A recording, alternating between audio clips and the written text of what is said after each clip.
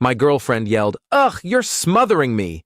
when I asked why she'd changed her phone passcode. I murmured, "You're right. I'll give you room." The room I gave her was so final that she had to explain to her parents why she was moving back home at 28. I'm a 29-year-old guy, and last Tuesday I was lounging on the sofa, watching a documentary about ocean depths. My girlfriend, Chloe, 28, sat beside me, engrossed in her phone as usual. We'd been together 3 years, cohabiting in my apartment for the last 18 months. Lately, something felt wrong. Small things. She'd tilt her phone away while texting, step out for calls, the classic warning signs you read about but dismiss as nothing. "Hey love, can you check if that ramen place is open?" I asked, reaching for her phone since mine was charging in the bedroom. She lunged across the couch, grabbing it. "I'll look." That's when I noticed. My fingerprint didn't unlock her screen anymore. "Did you change your passcode?" I asked calmly, no accusation. What followed still replays like a bad film, her face flushed, voice hitting a pitch I'd never heard. "God, you're smothering me. Why do you need my phone? Can't I have any privacy? You're so controlling." I sat there, floored. In 3 years, I'd never snooped through her phone. We shared passcodes for convenience, checking maps while one drove, switching playlists, ordering takeout. Standard couple stuff. I asked a simple question, Chloe. This is what I mean. Questions, questions, questions. I can't breathe in this relationship. You track everything I do. Track? I work 50-hour weeks in tech support. Half the time, I barely check my own phone. She stormed to the bedroom, slamming the door so hard the wall art shook. I sat there, documentary droning on about fish enduring crushing ocean pressure. Fitting. 20 minutes later, she reappeared with a backpack. "I'm going to Lisa's. I need room to think." "Okay," I said softly. "You're right. I'll give you room." She hesitated at the door, maybe waiting for me to plead. I didn't. Just turned back to the TV. The door clicked shut. Here's the context. The apartment's mine. I bought it 2 years before we met. Chloe moved in, never paid rent, just split groceries and utilities. I covered furniture, repairs, major costs, not because she couldn't chip in, but because she was saving for her graphic design business. 3 years of saving, no software or equipment bought.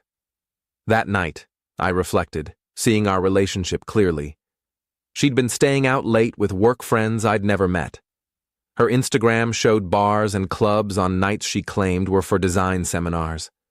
The passcode change was just the latest in a string of red flags I'd ignored. Wednesday morning, I made some choices. Update 1. Chloe didn't come home. She sent a few texts about needing time to reflect and how I needed to fix my control issues. I replied once, "Take all the time you need." Then I got practical. First, I changed the locks. My apartment, my right. Spent $300 on a smart lock system, named the code Liberty. Petty? Perhaps. Satisfying? Definitely. Second, I texted her. "Your stuff's in boxes in the lobby storage room. Codes 2025. Pick up by Sunday." Her reply was intense. 19 texts in a row. A sample. "Are you serious? You can't kick me out. This is my home too. I have rights. You controlling lunatic? I was just taking a break. We're not over. This is illegal." I sent one response. "You wanted room. I'm honoring that. This is the room you asked for." Then I muted her number and got to work. Packing her things was revealing. Brand new designer outfits, tags still on. Odd for someone who claimed she was broke when bills arrived. A jewelry box with pieces I'd never seen her wear. And in her desk drawer, printed emails from someone named Caleb. "Can't wait to see you again, gorgeous. Last night was unreal. When are you ditching him?" Dated back 2 months. I didn't read further, just tossed them into a box labeled desk items. Thursday, her mom, Diane, called. Normally a kind woman, but not today. "What did you do to my daughter? She's a wreck. You changed the locks. How could you be so heartless?" "Diane, Chloe said I was smothering her and needed space. I'm giving her what she wanted. That's not what she meant, and you know it. She just needed a few days. Did she mention changing her passcode and yelling at me for asking why, or about Caleb? Silence. Who's Caleb? Ask your daughter. I hung up. Friday morning, 7 a.m., pounding on my door. Open up! I know you're there! I checked the doorbell camera. Chloe, looking disheveled. Unwashed hair, same clothes from Tuesday. Through the intercom. Your stuff's in storage room B10, code 2025. Let me in! We need to talk! You wanted room, Chloe. I'm giving you room. This isn't what I meant. Stop being so dramatic. I'm not dramatic. I'm literal. You said you couldn't breathe here. Now you've got all the air you need. I live here. No, you stayed here, rent-free, while seeing Caleb. Dead quiet. Then, softer. How did you... Storage room B10, code 2025. Don't come back. She tried everything. Tears, threats, even 3 years. You're throwing away 3 years. I didn't respond again. She left eventually, but this was just the start. Update 2. The entitlement ramp-up was almost admirable, like watching a seminar in boldness. Saturday, she sent her minions. Her best friend Lisa showed up at my building but couldn't get past the lobby since I'd removed Chloe from the visitor list. She called, "You need to let me up." Chloe forgot important stuff. "It's all in the storage room. What did I miss?" Her grandmother's necklace. I nearly laughed. "Lisa, I've met Chloe's grandmother. She's alive and wearing all her jewelry. Try again." "Fine. Her design tablet for a gig." "What tablet?" She never bought one in 3 years. Click. Sunday got spicy. I got a text from an unknown number. "Hey, this is Caleb. Man to man, what you're doing to Chloe is wrong. She just needed time to sort things out. Be a good guy and let her come back." The nerve. Her side guy preaching decency. I didn't reply. Instead, I did better. Chloe had used my laptop for her design portfolio site, and the login was still saved. Shady to access it? Maybe. Did I care? Her portfolio was thin, 12 images, all iPhone shots. The real find was the site's back end. She'd been messaging clients through the contact form, all Caleb. "Babe, he's working late again. Come over. Can't wait to live with you once I'm free. He's so dull. You make me feel alive." 3 months of messages. The design seminars. Code for Caleb's place. I screenshotted everything, not for vengeance, for proof. I knew what was coming. Monday morning, an email arrived from someone claiming to be Chloe's attorney, demanding I let her retrieve her items and threatening a lawsuit for unlawful eviction. I forwarded it to my friend, a real lawyer. His reply, "Ha ha, this is from a Hotmail address. No attorney uses Hotmail for legal stuff. She was never a tenant. Tell them to get lost." I responded formally. As stated, all items were made available for pickup. No landlord-tenant relationship existed. Cease contact. Tuesday, she switched tactics. We'd unfollowed each other, but mutual friends kept me updated. She posted on social media. Some people reveal their true selves when you ask for basic respect. 3 years building a life, and he tosses me out like garbage for wanting privacy. Ladies, never rely on a man. I'm homeless now because I asked for space. My ex is a classic narcissist. Comments were mixed. Support from her circle, skepticism from others. My friend Nate commented, "Didn't you cheat with some guy named Caleb?" Post deleted in an hour. But the entitlement hadn't peaked. Wednesday, the building manager greeted me. "Mr. Hayes, we had an issue today. A woman tried convincing maintenance she was locked out of your unit. Showed an old photo of you two as proof." "Chloe?" "She got aggressive when they refused entry. We called security. She's banned from the property." I brought donuts for the building staff the next day. Thursday was quiet. Too quiet. I should have known she was plotting. Friday afternoon, my phone lit up. texts, calls, emails from family, friends, co-workers. Chloe had sent a mass email from my contact list. How? The portfolio site had access to my Google contacts via our shared laptop. The email was a delusional masterpiece. Dear friends and family of my name, I'm concerned about his mental health. After 3 years together, he's had a breakdown, changing locks while I was visiting my ill father, discarding my belongings and spreading lies about infidelity, completely false. I've tried getting him help, but he refuses. He's become paranoid and cut me off from our shared life. Please urge him to seek help. I'm staying with friends, as I'm now homeless. With concern, Chloe. Her ill father was a gem. He lives 20 minutes away and golfs twice a week. My phone rang. My mom. Sweetie, what's happening? Chloe sent. Mom, she cheated. I have evidence. She yelled I was smothering her for asking about her passcode, then left. I'm fine. She's manipulating everyone. Your dad thought it sounded like nonsense. Send me the proof. I'll handle the family. Mom, the real hero. I spent 2 hours replying to everyone. Chloe cheated and is upset about the consequences. I'm okay. She never lived here officially. Please block her email. Most got it, some didn't. Fine. But Chloe had crossed a line with that email. Time to stop playing defense.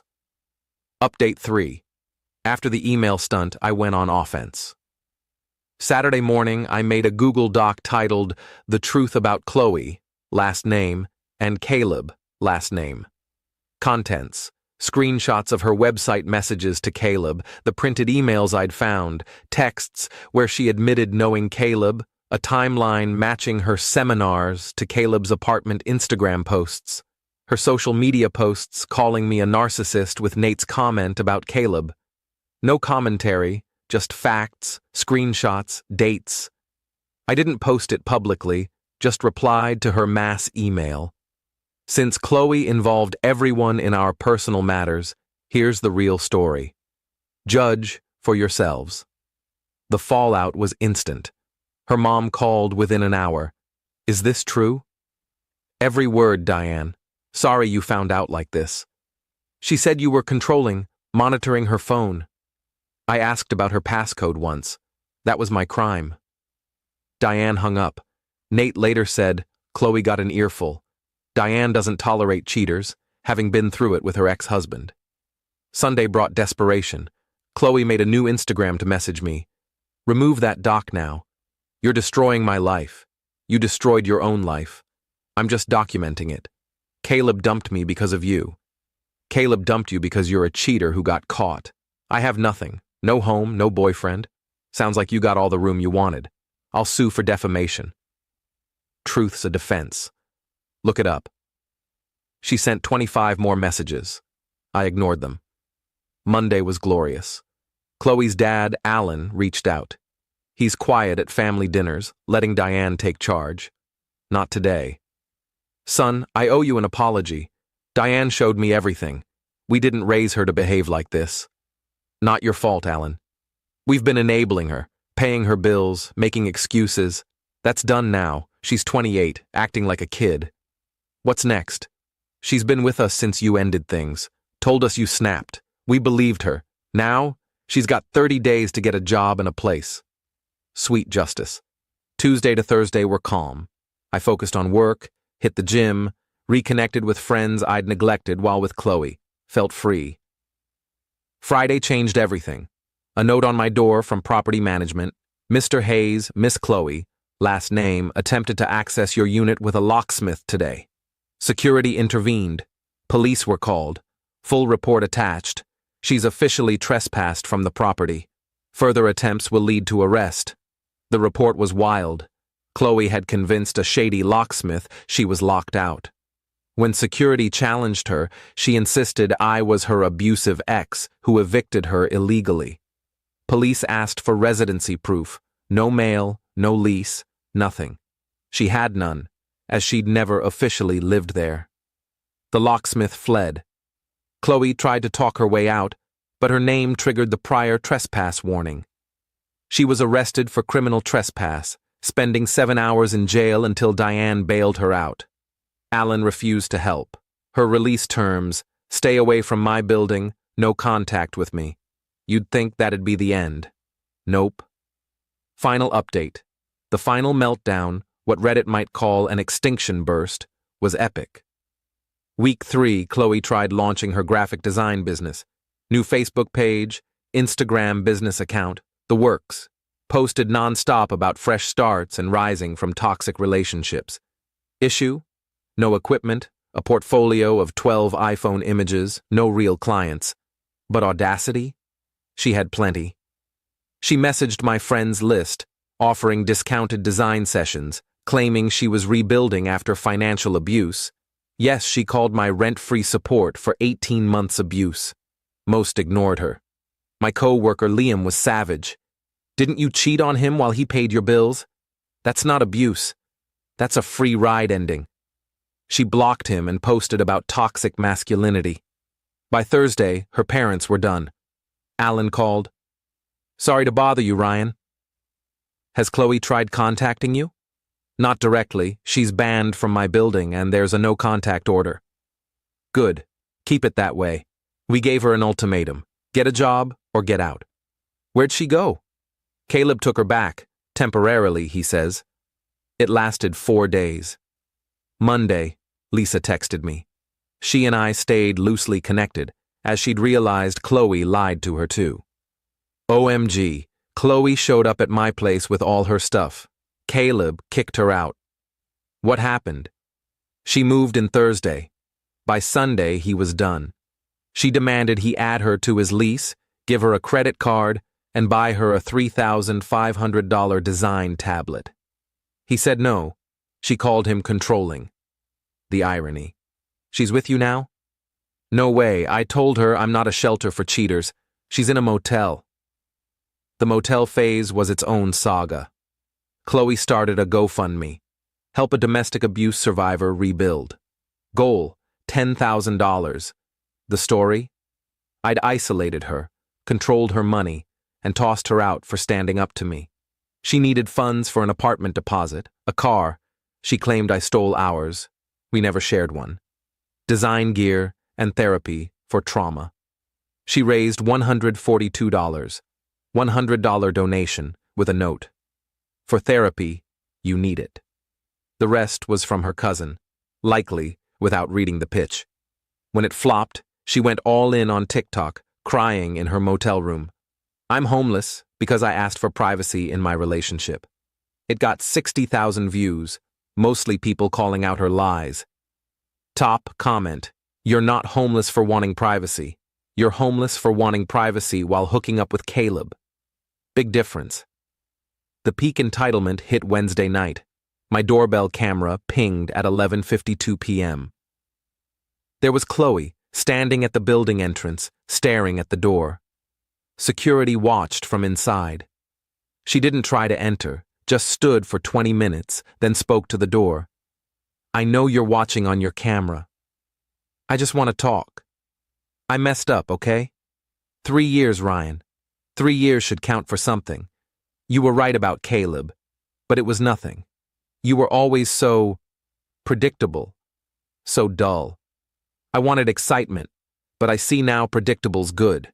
I need predictable. I'll delete everything, the posts, the GoFundMe, all of it. Let me come back, please. It's cold, and I'm sick of motel beds. I changed my passcode because I knew you'd see Caleb's texts. I was protecting you from getting hurt. The mental acrobatics were gold medal worthy. Security stepped in. Ma'am, you need to leave. Police are on the way. She ran, literally ran, tripping in sneakers down the street. Thursday morning, Diane called, voice weary. She showed up at our house at 3 a.m.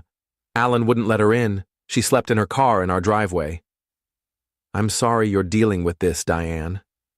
We enabled her for years, paying bills, excusing her. Did you know she was fired from her last 3 jobs? We kept it quiet, kept giving her money. What now?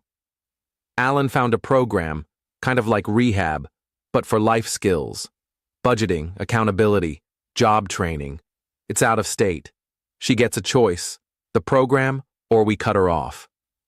Will she go? She's got nowhere else. Friday, I got a final LinkedIn message. I'm leaving for a while. My parents are forcing me. I still think you overreacted. But whatever. Hope you're happy. You won. Enjoy your dumb apartment and your boring life. I didn't reply. She was right. I won. Not her game, but my peace. It's been 2 weeks of blissful quiet. My apartment's mine alone.